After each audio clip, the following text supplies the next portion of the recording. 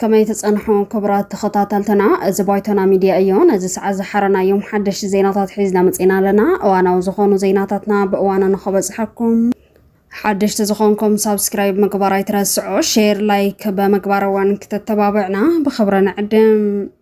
سقمت جنرال ود وردن تولد عنببانا بمرح تحوحات سقوطا زاتو سراويت تግራይ عبي عوت تግራይ نمقصصار زتخايده مشطراو اخيبا بلصقنا بلعله تግራይ مدقعتي حوحات سقمت مجمارام كينات ايرانن امريكان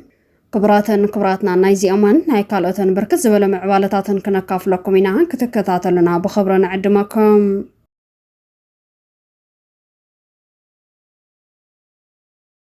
كاباور قالك ساب سقوط از تزرق حمد قعتنا خبدي خيد كم زلون فانو ونساتف كم زلون تحبيرم اغو حرنات جنبارن سراويت تግራይና ብልዕላ በርገላ ዓሪድ ዝጸንሐ ሰራዊት ብልጽግና ዝጀመርዎ መጥቃዕት ሕጅክ ሳብ ሰቆጣ ከም ዝተዘርግሐ እንዳተጸብጸበ ይርከብ ቀደም ክበል ብጥሙር ኃይል ሰራዊት ትግራይን አገው ሓርነት ግንባርን ከም ዝተጀመረ ክግለጽ ዝጸንሐ እንትኸውን ሕጂ ድማ ፋኖውን መጥቃዕት ከም ዝጀመረን ሰራዊት ብልጽግና ይብተን ከም ዘሎን ተገሊጾም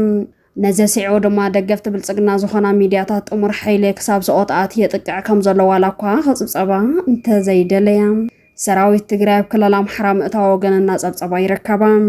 አወረዳ በርገለ ኒራቅ ወግእን ድብደባን ድሮን ሕጅውን ይቀጽላሉ ኣብ ክልል አምሓራ ዝካየድ ዘሎ መጥቃዕቲ ተባሪዕ ኣብ ዝቀጽላሉ ዘሎ ኣብዚ ሕጂ እዋን ምክትል ኣዛዚ ሰሜን እዝ ጀነራል ሻምበል ፈረደ ጉዖም ኣምኪኽናዮም ክብል ገሊጹ ኣሎ ይኹን እምበር ኣብ በርገለ ዝነበረ ሰራዊት ብልጽግና ግን ከብድ ጉድኣት በፂሕዎን ኣብ ሰቆጣ እንተሃደመካም ኣብ ሰቆጣ እውን ሰለስተ ሓይልታት መጥቃዕቲ ከም ዝኸፈተሉን ልዕል ኪሳራ ይበጽሕ ከም ዘሎን ካብቲ ግንባር ዝተረኸበ ሓበሬታ ይረድእ ደጋፊት ብልጽግና ዝኾነት እንዳፍታ ሚድያ ኣርሚ 26 ሰራዊት ትግራይ ነቲ ናይ ኣገው ሸንጎ ሰራዊት ምንቅስቃስ መሰረት በመግባር በወረዳ በርገላ ቢላን ኣብ ክልል አምሓራ ብምእታው ሰፋሕቲ ግዝኣታት ተቆጻጺራ ክትብል ጸብጺባላ ክፍላተ ሰራዊት ትግራይ መስከለል ትግራይ ካብ ዘዋስኑ ዶባት ብዙሕ ኪሎ ሜትራት ብምእታው ኣብ ልዕሊ ሰራዊት ኢትዮጵያ መጥቃዕቲ ከፊቶም ኣለዉ ሰራዊት ኢትዮጵያ ውን ልኡኽ ወያነ ዝኾነ ሰራዊት ትግራይ ብድሮንን ብእግረኛ ሰራዊትን እናመከቶ ይርከብ ክትብል ጸብጺባላ ክፍላተ ሰራዊት ትግራይ መስከለል ትግራይ ካብ ዘዋስኑ ዶባት ብዙሕ ኪሎ ሜትራት ብምእታው ኣብ ልዕሊ ሰራዊት ኢትዮጵያ መጥቃዕቲ ከፊቶም ኣለዉ ሰራዊት ኢትዮጵያ ውን ልኡኽ ወያነ ዝኾነ ሰራዊት ትግራይ ብድሮንን ብእግረኛ ሰራዊትን እናመከቶ ይርከብ ክትብል ጽብጻባ ትጅምር ካብ ዘበተውሳኺ ክፍላት ኣርሚ 26 ድማ ብድሕሪት ኣብ ዝተፈላለዩ ዕማማት ሰማርያም ከም ዘለዉ ትገልጽ بمسارات ጸብጻብ እንዳፍታ ሚድያ ኣብ ትሕቲ ኣርሚ 26 ኮርክል ተዘረከቦ ክፍላተ ሰራዊት ክፍለ ሰራዊት ሓርነት ኣብ ከባቢ ግድብ ተከዘ ናይ ሓለዋ ስራሕ ይሳለጥ ኣሎ ክፍለ ሰራዊት ተከዘ ኣብ ጭላሱር ካምፕ ዓሪድ ይርከብ ክፍለ ሰራዊት መትከል ኣብ በርገለ አንጆ ካምፕ ስምሪት ወሲድ ይርከብ كتبل ጸብጺባ እዚ ከም ዘይለን ሃለወ ጀነራል ወድ ወረዳ ብልዕሊ ሕወሓት ስጉምቲ ሙሳድ ከም ዝጀመረ ተሓቢሮም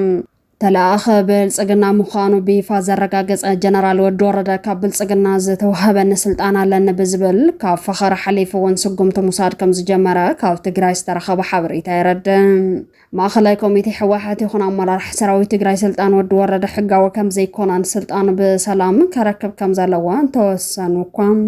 ልኡኽ ህዝቢ ትግራይ ካብ ምዃን ልኡኽ ብልጽግና ምዃን ዘረጋገጸ ጀነራል ወድ ወረዳ ካብ ብልጽግና ዝወሃበ ዘሎ ትእዛዝ እናተቐበለ ትግራይ ናብ ከቢድ ጎንፅን ዕግርግርን ንኽተምርሕ ይሰርሕ ከም ዘሎ ካብ ኣካላት ድሕንነት ዝተረኸበ ሓበሬታ ይረድእ ሕጂ ትግራይ ኣጋጢምዋ ዘሎ ጀነራል ወድ ወረዳ ተላእኽ ብልጽግና ምዃኑ ጥራሕ እንተይኮነስ ከምነ ተወልደ ዕምበባ ዝበሉን ካልኦት እውን ኣብ ሰንሰለት ድሕንነት ትግራይ ካልኦት ማሕወር ጸጥታ ትግራይን ተሰግሲጎም ዘለዉ ሓለፍቲ ንምጽራይ ከቢድ ፈተና ከም ዝኾነን ጀነራል ወድ ወረዳ እዛ እምባይ መን ይውረሳይሉ ዝፍክር ዘሎ ስርዓት 4 ኪሎ ተኣማሚኑ ጥራሕ እንተይኮነስ ኣብ ትግራይ ዘሎ ማሕወር ብልጽግና እውን ተኣማሚኑ እየ ክብሎ ፍልፍላት ይገልጾም ይኹን እምበር ሕወሓት ዝጀመረቶ ወፍረ ሚልዮናት ኣብ ኣፍ ሞት ዘለውን ምድሓን ክሳዕ ዝኾነ ይኹን ተላእኺ ብልጽግና ሕጋዊ ስጉምቲ ክውሰደሉ ከም ዝግባእ እንዳተገለጸ ይርከብ ጀነራል ወድ ወረዳ መጀመርያ ስልጣኑ ንምውራድ ድሌት ዘለዎ መሲሉ ከደናገር እንተፈተነ እኳ ሕጂ ግን ምስ ብልጽግና እናተማኸረ ስራሕቱ ምስ استخاخله كاب سلطاني زالين يلن بزبل اب لعل وانا مكايد سرح تግራይ تلفزيون زخونه አባደ ገብረስላሴ ስጉም ተወሲዳሎም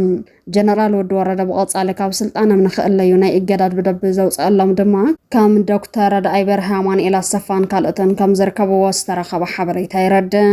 እዚ ከም ዘይለን ሃለወ ትግራይ ሓጺር መዓልተነ መቆጻጻር ዝዓለማ ኣብ አዲስ አበባ ምሽጥራው አኺባ ከም ዝተኻየደ ተሓቢሮም ኣብቲ አኺባ አካላት ድሕንነት ለዓለውት ወታደራዊ መራሕትን ካልኦት ንብልጽግና ኣሙናት ዝኾኑ ሰበስልጣንን ዝተረኸብሉ እንትኸውን ትግራይ ኣብ ውሽጢ ካብ 10 ክሳብ 15 መዓልተነ መቆጻጻር ብዝብል ዝቐረበ ሰነድ ዘተ ከም ዝተገበረሉ እዩ ዝግለጽ ዘሎ ኣብቲ ዘተ ኣብ መቐለ ሃንደበታዊ ኦፕሬሽን ብምክያድ ትግራይ መራሕቲ ዘይብላ ብምትራፍ ብድሕሪኡ ብእግረኛ ሓይሊ ድሮንን ሓይሊ ኣየረን ብምውጥማር ትግራይ መቆጻጻር ዝብል ሴራ ከም ዝሓዘ ሸሊሑ ዝወጽእ ሓበሬታ ይረድ እቲ ኣብ መቐለ ዝተሓሰበ ሃንደበታዊ ኦፕሬሽን ወዲ ወረደ ብዝወሃቦ ምሽጥር ሓይሊ ጸጥታ ድዩ ክካየድ ወይስ ብሓይሊ ድሮን ንግዚኡ ምፍላጥ እኳ እንተዘይተኻእለ ብልጽግና ግን ትግራይ ንመቆጻጻር ምድላዋቱ ከም ዝወደአ እዩ ካብቲ ምሽጥራዊ ኣኼባ ዝተረኸበ ሓበሬታ ዘረድ ኣሜሪካ ምስ ኤርትራ ክትገብሮ ዝሓሰበት ርክብ ከም ዝደፈአትሉ ተሓቢሮም ኣሜሪካ ምስ ኤርትራ ግብፅን ስዑድ ዓረብን ኣብ ዞባ ቀይሕ ባሕሪ መስራሕ ንረብሓይ ኣሜሪካ ኣዝዩ ዘገደሰ ስትራቴጂካዊ ነጥቢ መቐየረ እዩ ክትብል ኣስሚራትላ ኣላ ኣሜሪካ ኢራን ኣብ ቀርኒ ኣፍሪካ ትገብሮ ዘላ ምቆጻጻር ወሰንቲ መስመራት ንምዕጋት ምስ ኤርትራ ድርድር ንምግባር ከም ዝወሰነት ዓበይቲ ማዕኸናት ዜና ሒዘንኦ ዝወጽእ ሓበሬታ ይረድ ኣሜሪካ ምስ ኤርትራ ብዛዕባ ክግበር ዝተሓሰበ ርክብ እናጽንዓኽዎ እየ ኢላ እንተነበረት እኳ ሕጂ ግን ኣብ ውሳነ ከም ዝበጽሐትኒ ኤርትራ እውን ቁጠብኣ ንምንቕቓሕ ብኣሜሪካ ዝተሓሰቡ ትልምታት ከም ዘለውን እዩ ዝነገር ዘሎ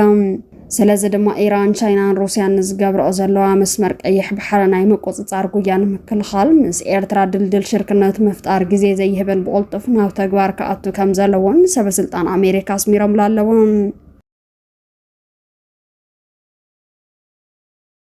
እዚ ከም ዘይለን ሃለወ ኣሜሪካ ስምምዕነት ጠጠው ምባል ተኽሲ ተጠሒሱ ኣሎ ክትብል ከም ዝገለጸት ተሓቢሮም ዋና ሓላፊ ጦርነት ኣሜሪካ ብዝሃቦ መግለፂ ኢራን ኣብ መጻበቦ ሆርሙዝ ነታውገ ትተክላላ ስለዚ ድማ ነቲ ስምምዕነት ጥሒሳታላ ዝበለ እንትኸውን ኣብ ልዕሊ ነታውገ ዝተኽላ ዘለዋ መራኸብ ኢራን ስጎም ተኸውሰድ ምዃኑ እውን ኣጠንቂቑ ኣሎ